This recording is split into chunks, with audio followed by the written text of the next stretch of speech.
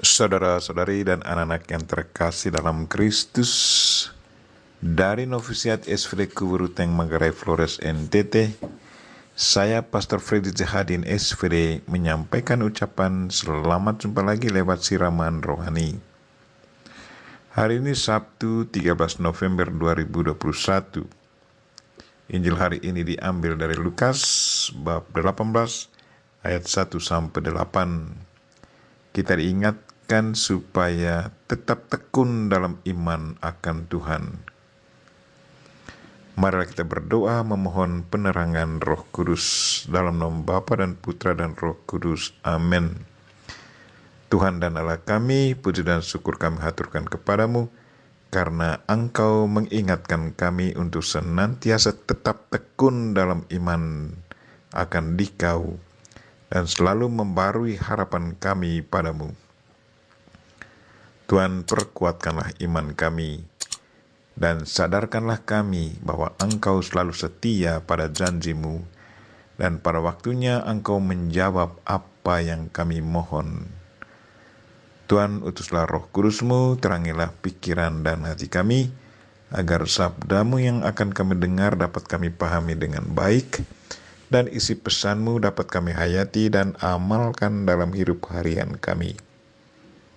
Doa ini kami sampaikan dengan perantaran Kristus Tuhan kami. Amin. Tuhan sertamu dan sertamu juga. Inilah Injil Yesus Kristus menurut Lukas bab 18 ayat 1 sampai 8. Dimuliakanlah Tuhan. Pada suatu ketika, Yesus menceritakan suatu perumpamaan kepada murid-muridnya untuk menegaskan bahwa mereka harus selalu berdoa dengan tidak jemu-jemunya. Ia berkata, di suatu kota ada seorang hakim yang tidak takut akan Allah dan tidak menghormati siapapun.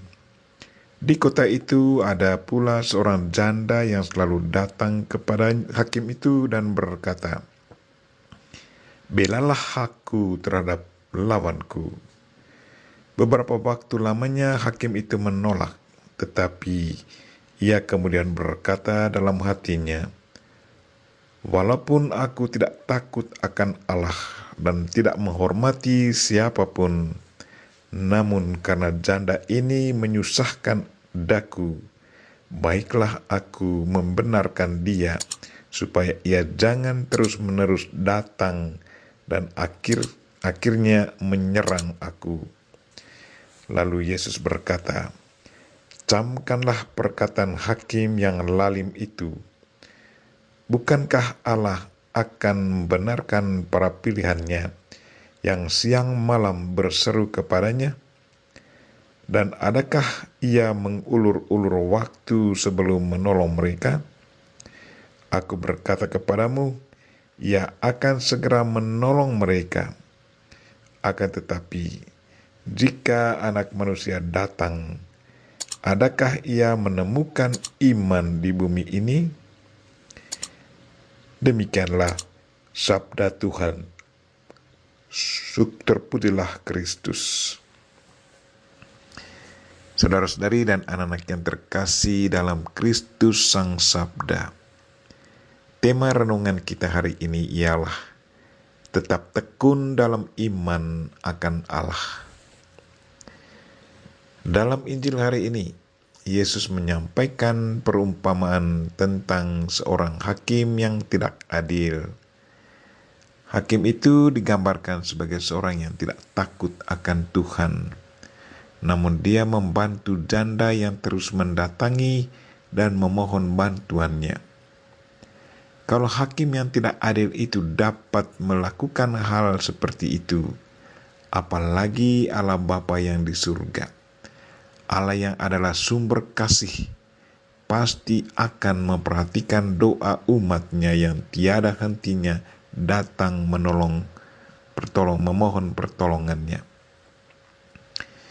Kita semua sebagai pengikut Kristus diingatkan oleh Yesus melalui perumpamannya ini untuk memiliki sikap seperti janda ini. suatu sikap yang menggambarkan keyakinan dan ketekunan yang dilakukan tanpa henti dan total, termasuk dalam situasi sulit atau penganiayaan. Apa kunci keberhasilan dari ibu janda ini?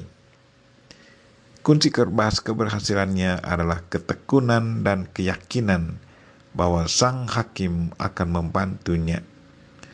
Kalau saja dia tidak tekun dan tidak punya iman akan kebaikan sang hakim, sudah pasti dia tidak akan kembali mengetuk rumah sang hakim itu. Saudara-saudari dan anak-anak yang terkasih dalam Kristus, dalam suratnya kepada jemaat di Kolose, bab 1 ayat 23a, Santo Paulus berkata, "Sebab itu kamu harus bertekun dalam iman, tetap teguh dan tidak bergoncang, dan jangan mau digeser dari pengharapan Injil." Bertekun berarti bertahan, teguh, pantang menyerah dalam mencapai tujuan. Mencoba terus-menerus sampai memperoleh hasil. Itulah yang dialami oleh ibu janda dalam Injil hari ini. Mengetuk dan mengetuk sampai pintu rumah dibuka dan hakim memberi jawaban kepadanya. Saudara-saudari dan anak-anak yang terkasih dalam Kristus, sikap seperti inilah yang harus kita jalankan dalam relasi kita dengan Tuhan. Bertekunlah dalam hal berdoa, memohon apa yang sangat kita butuhkan. Janganlah cepat putus asa kalau merasa bahwa Tuhan belum mengabulkan permohonan kita. Waktu kita bukanlah waktunya Tuhan. Kita mungkin sangat mengharapkan Tuhan memberi jawaban kepada kita saat ini juga. Tetapi rupanya Tuhan tahu kapan waktu terbaik Dia menjawab kita. Tugas kita adalah mengetuk dan selalu percaya bahwa Tuhan akan menjawab kita pada waktu yang sudah ditentukannya. Kita berdoa, semoga Tuhan senantiasa meneguhkan dan menguatkan niat kita dan tetap tekun dalam berelasi dengan Tuhan sambil selalu membarui harapan kita padanya. Kita mohon Bunda Maria untuk selalu mendoakan kita. Amin.